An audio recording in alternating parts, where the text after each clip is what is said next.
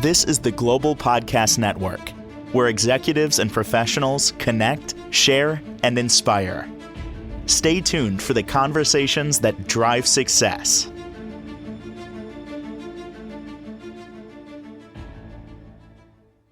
And welcome back, everyone. It's definitely something that we all deal with from time to time. Unfortunately, sometimes it gets the best of us and can create health issues and so much more. I'm talking about stress. I've always heard, even as a kid, stress kills, stress kills. When you start realizing what it can do to your body over a period of time, I see that. And we're going to talk about that with somebody that helps people mitigate stress all the time, deal with it, and the after effects of it. He's our professional of the year. He's a fantastic licensed marriage and family therapist, certified family mediator, and so much more. Gary Santucci is back on the program with us. Hey, Gary, how you doing? I'm doing well today, Steve. How about yourself?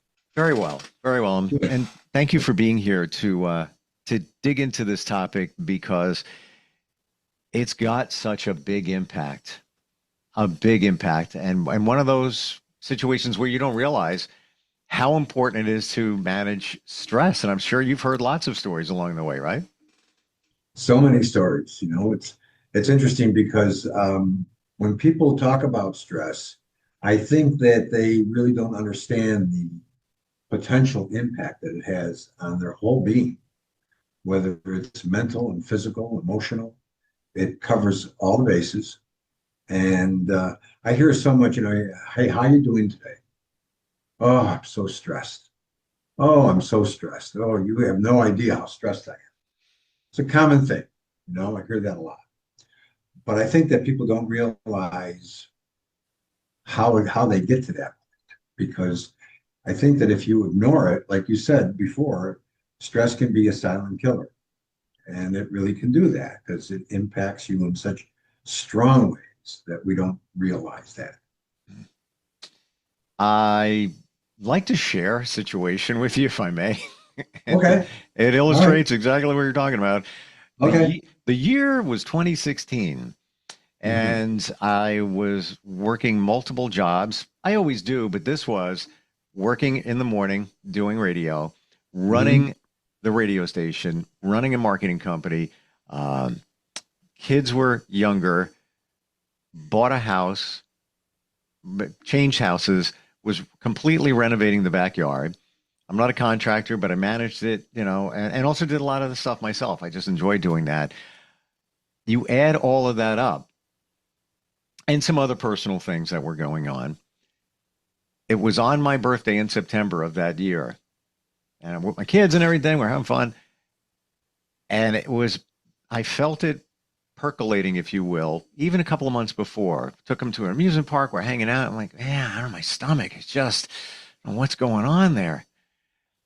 And then when you have those things you worry about, like, why am I not feeling right? What's going on? And you start thinking, get even more stressed out. It started with stress in the first place. I was at that beach in September on my birthday, and I said, I need to go to the hospital. This is just not right. I felt blood pressure. Like I have low blood, it's normal. I felt my eyes ready to pop out of my head. I go, they give me meds, calm me down from the stress of worrying about what's going on now. It turned out to be an ulcer, a smaller one, but definitely made an impact. And that was my wake up. And ever since, there are times where stress kicks up and I try to kick it down again. But that was a life-changing situation I will never forget. And it all came from stress. It was just burning the candle on both ends and doing all this and everything mixed and not a lot of sleep. And all those are part of it. They all contribute to that stress. And, before you really realized what was happening, you ended up with an ulcer. Fortunately, it was a small ulcer and it was corrected. But some people way past the small ulcer and it becomes life-threatening. 100%. Your blood pressure can go right to the ceiling. How many people are hospitalized and thinking that their anxiety and their worry is so strong, their blood pressure is off the charts. Yeah. And they end up in the hospital, and the doctors will tell them, well, We've run all the tests, and the only thing we can determine is that it's stress. Again, that's silent killer, right?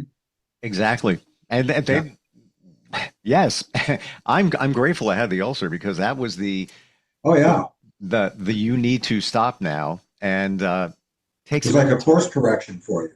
100%. And that was Yeah. then. Yeah. Things have changed in all other ways since then. Right. But what I've done since then and more is live more in the moment and listen to the body because Yes. it talks, it tells you what it needs or it doesn't. Most definitely. Most definitely. There's so many signs of it, physically, emotionally, and mentally. And if we're not paying attention to it, those things don't go away. They grow and get stronger and more impactful. And before you know it, your problems are far more serious and again, life threatening. So we want to 100%. be aware of that. And, one of the things about stress is that it's triggered by uh, worry is a primary culprit. We worry about things, we think about them, we think about them. And as we think about them, we find ourselves getting more worried and more stressed and more anxious and Mm, more tense. All of those things are, negative. It's the opposite of relaxation and peace and calm. But we really climb into that and are kind of like almost it's such a narrow focus and it dominates our thinking, it dominates our behavior, it dominates so much of our life and controls us. And before you know it, that's how we are living our life. And it's not until after the fact that, like in your situation, you ended up in the hospital before you were able to realize I've got to change things. I got to change things right away. Otherwise, this is going to really destroy me. yeah, Ultimately, it will destroy you. I don't want to be dramatic about it, but it's if true. it goes unchecked, it could lead to so many different physical ailments like digestive problems. It could lead to, things like irritable bowel syndrome. It could lead to uh, heart issues. It could lead to breathing issues where you're feeling that you can't breathe. It could lead to physical pain like back pain or head pain or something like that. This is your body's reaction to the stress. And so it's going to do that and show you in so many different ways. You can't not pay attention to it. It's going to show you in so many different ways. There's something going on here. There's something wrong. You want to deal with this right away. And so oftentimes it really involves making a significant course correction. You can't continue to live your life that way and expect it to be any different than what it is. You say that it comes from worry. Is that really the same thing as anxiety? You're anxious about something because you're worrying about it? We dwell on those kinds of things. When we kind of lock into a worry. For example, um, you're worried about your job. You can't stop thinking about that. You're worried about your relationship. Maybe you're in a difficult marriage. You can't stop thinking about that. Finances. Hmm. Okay. You don't have enough money to pay your bills. You just incurred a tremendous amount of debt because all of these things came up all at once. You had to make repairs on the house. You had to make repairs on the car. Your children need money for school, this, that, the other thing. Okay. And so all that ramps up the stress. It increases it and it pushes you to the point where you're feeling overwhelmed. Um, it's feeling overwhelmed is not a difficult thing to achieve because we're all heading in that direction. We feel that we have to work hard and accomplish things, and we have to work 28 hours a day, and so on and so forth. All those things add up. And when they do, like I said, they impact you in so many ways where your ability to function is challenged in a big way. It's amazing how it starts. It's just like a seed that grows because then Mm. other things happen. Like could be an ulcer, could be this, could be that. Yes. And Yeah. it amplifies over a period of time. And I'm not minimizing anybody's challenges. Financial things pop up and other things present themselves. What's the best way to deal with those things? I mean, now we're going back to some basics here, but Right. just dealing with those situations so it doesn't get the best of you. There's some very easy ways of dealing with stress. And you have to really, first of all, you have to be aware that you need to deal with it in a different way. It's not like, okay, today I'm going to deal with stress. Um, how am I going to do that? I don't even know if I should deal with stress because I'm not aware that my stress is acute. Mm, Or it's chronic. But if you are realizing that, maybe someone has told you that, maybe people that are close to you, maybe your boss has said, "Wow, you're overwhelmed here. You're so stressed out. You're not really performing very well. You need to take a look at that." And there could be other kinds of things that are going on that are adding to the stress. So mm, if you're aware of that, there's certain things that you can do to manage your stress. One of them is exercise. Exercise is a stress releaser in and of itself. The physical release of exercise is one thing. You can work out and do a great workout, okay? And physically you feel drained, but mentally you have been able to clear your head. And from that standpoint, that's a huge, huge plus for you, okay? Helping you manage stress so that when you clear your head, you can think better. mm. Thinking clearly is the best way to think, okay? But when it's all muddled with all these worries and anxious thoughts and pressures and doubts, self-doubts and insecurities that come to the surface, it's very difficult to see clearly. So that's an advantage of exercise. Sleep is another one that's very helpful. I think that Mm. when we are stressed out, there's a good likelihood that we're having sleep difficulties because we're thinking about it all the time. So say you go to bed and you're lying in bed and it's 2, 3, 4 hours and you're still tossing and turning and you haven't gotten any sleep. Finally, you get to sleep and all of a sudden the alarm goes off and you feel like you haven't even closed your eyes. So you're not getting a very restful sleep. It's very restless sleep. So the next day, your ability to function again is challenged. You're not functioning in the way that you're capable of. So a good sleep is also very, very important to helping manage the stress. Mindfulness is another area where you can, meditation is a great help for that. Okay, so many different kinds of meditation. There's talk meditation. There's sound meditation. There's musical meditation. YouTube has millions of things on meditation. There are just so many of them, and it's all of them are very helpful. It could be 10 minutes, it could be the whole night. It doesn't matter. But those kinds of things kind of center you and help you get away from that worry and get away from all that thinking, all that negative thinking that you're doing that just strengthens all that stress in your life. That's another one. Time management, how you manage your time. So instead of working all those hours, um, finding yourself so dead tired, physically, mentally, and emotionally, that you really can't do much of anything. When you have time management, okay, I'm going to do this. I'm going to work for 8 hours, and that's it. I'm going to shut everything down, and I'm going to live the rest of my life because I have other goals in my life. It kind of helps you create a balance in life. That's one of the things that I think is very important to have a healthy life is to create a balance. So it's not all work and no play. Okay, that you want to balance that off, and you're working, and when work is over, you're done, finished. Shut it off, turn it off, and go and do your other kinds of things. You'll feel 1,000 times better. Another thing is social support. Seeking that camaraderie, talking to people that are close to you, that care about you, and sharing, some of the things that are going on in your life. Don't keep it inside because when you keep it inside, it just grows.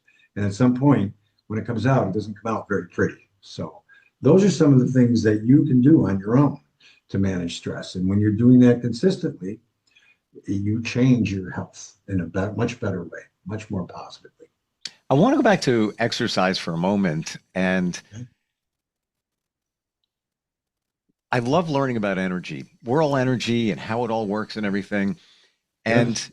I see that as negative energy is within us. That's your stress. And Yes. energy's got to go somewhere. It's always Mhm. moving, takes a different shape. You can't get rid of it. It changes shape and direction, things like that. Would you say that that's what's going on when you exercise? You're taking that stressful negative energy that's within and burning it off, if you will, in a different form through the exercise, and that's why you feel better. And then also the release of chemicals and Mhm. just you feel like, hey, I just did something for myself. That felt good. Oh yeah, and you release the endorphins, which make you feel good. You know how you could be so tired from exercising, but you feel good, you Mm, know, and it's a very unique feeling, but a sure. wonderful feeling. And that's something that replaces that negative feeling of stress doesn't feel good. Now, let's understand that a little bit of stress isn't necessarily a bad thing because a little bit of stress can serve as a motivator. I have a deadline to meet, okay? So, that I'm paying attention to that. I'm really focused on that. I feel a little stressed, but it's a stress that, helps me motivate, helps me give that maximum effort, helps me accomplish whatever task I'm doing right now. So that's a good thing.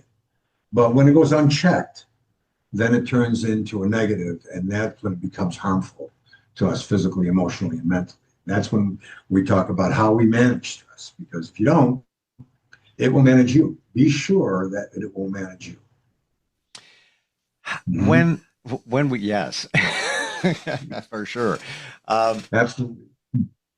when you work with somebody on a therapeutic level, are you helping them talk it out and kind of see what's really going on? Because when you're in the thick of it, you're deep in the woods and you can't really see.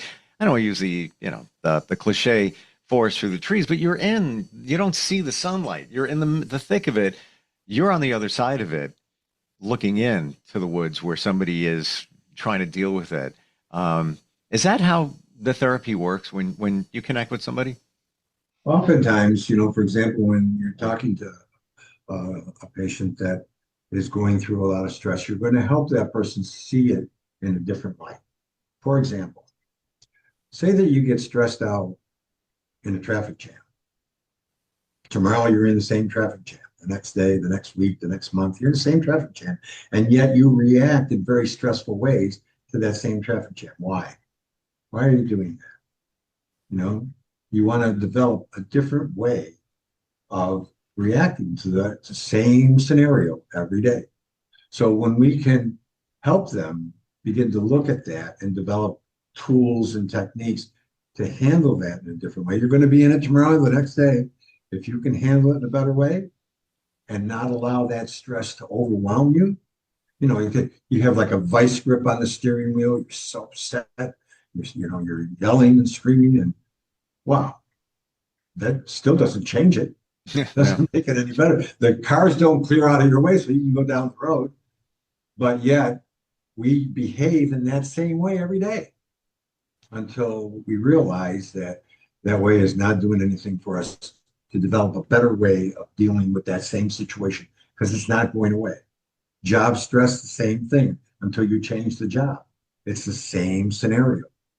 Relationships, okay, bad marriages, for example. If you're in a bad marriage, all right, and that marriage isn't getting any better, and that situation is not going to change until you get out of the marriage because the marriage isn't getting any better. So those kinds of things, when they happen, when they change, you have an opportunity to control the stress. As long as you are behaving in the same way, that stress is controlling you and it's getting stronger by the day.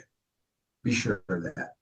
Would you say, Gary, one of the most impactful things here is the mindset, changing the way you think about it? Yes. I that kind of was the game changer for me. We all have challenges Without a and have doubt. triggers, things that come up, right? And I Mhm. find myself when I'm more mindful in the last year, like figuring life and everything out.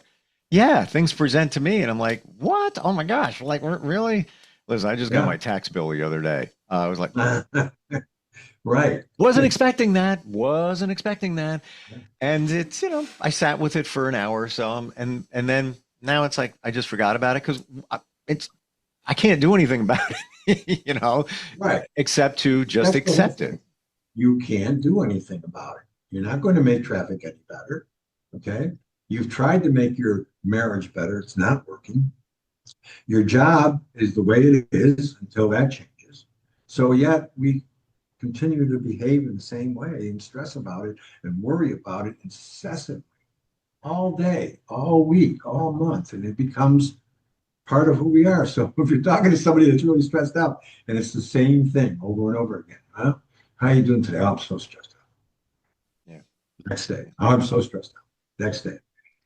It's that kind of thing that dominates your whole being. So when you can change that for the better and control the stress, you have a healthier life, a happier life, more peaceful and calm life. The other side of it is just so much chaos and turmoil going on inside your head all the time, never ending until you end it. Do some people become addicted to stress for whatever reason? It certainly can be comfortable to people. It's what you're used to. Right. We're creatures of habit. So when we're thinking about those kinds of things over and over and over again, it's kind of like a friend, not a very good friend, but a friend that's there all the time and is talking to us all the time. It's like that little messenger inside your head that's telling you the same thing over and over again every single day, week, month, year, until that changes. I just got a flash, Gary, that when that happens, and we've all had it, where you hear it over and over again. I got to do this, I got to do that, stress. You don't realize what it's like on the other side of it when you find ways to minimize the monkey chatter and the stress and all of that. It feels refreshing. Like it's a weird feeling where it's like, I'm not worried about that anymore. Oh, wow. Okay. Or I worried about it for a very short period of time and didn't let it go all day long, and then on to the next day, and then on to the next day. It's almost going from an environment filled with noise, all kinds of, to an environment that's totally quiet. Yeah. Calm and peaceful. What a difference. That's a great way to put it. It is, Mm-hmm. because that's, when you have stress, you're hearing it in your mind. Always. That's what's fueling it. You don't just I Yeah. feel stressed. Yeah. What keeps backing up the stress? You. It's all happening here, right? It's all happening here, and it impacts every part of us. But it starts right here, and it's amplified right there in your head. And Changing the thinking is going to be extremely helpful. Changing your thinking. Often heard this term too, addicted to suffering. Many of us are addicted to suffering. Oh, yes. I guess for the points that you said, like it's comfortable. Addicted to suffering, addicted to chaos, addicted to turmoil. It's all the same. It just overwhelms us and dominates us. And there's nothing positive about those kinds of things. It impacts our health in a very negative way, directing us to an unhealthy lifestyle. Well, then there's that. Yeah, we didn't even hit upon that, where now you gravitate to something to help you with the stress, whether it's a substance or whatever it might be. It's like the proverbial snowball down the hill. Starts with a little bit of, a little challenge going on, then it gets bigger, then it gets bigger, then it gets bigger, then more stress introduced, then the snowball gets bigger, then you're not sleeping, then it gets bigger to the point where you got a problem. You got a major health issue. Wow. Be mindful of what it can do to you physically, emotionally, and mentally. And then be mindful of how you can work to manage that stress. There are answers to that. You can change your life. You can. You definitely can change that. And part of that is working with somebody that can help you see through the chaos, like yourself. What's the best way if somebody has questions? Maybe they know somebody who is dealing with a lot of stress and they want to help support them. Sure. Best way to find you? You can contact me at 954-474-1119. You can contact me on my cell, and you can text me on my cell at 954-817-1401. My website is GarySantucci.com. All my information is on there. And you can also email me at GarySantucci74 at gmail.com. I truly appreciate the fact that you give your cell out. You are available. You're there. Absolutely. Absolutely. That's Anytime. fantastic. Gary, thank you so much. I'm glad we talked about this today. It affects so Thank many you, of Steve. us, and we just let it go. Yes. And for that, I appreciate it. Looking forward next time we Good get talk. together. This is the Global Podcast Network, where executives and professionals connect, share, and inspire. Stay tuned for the conversations that drive success.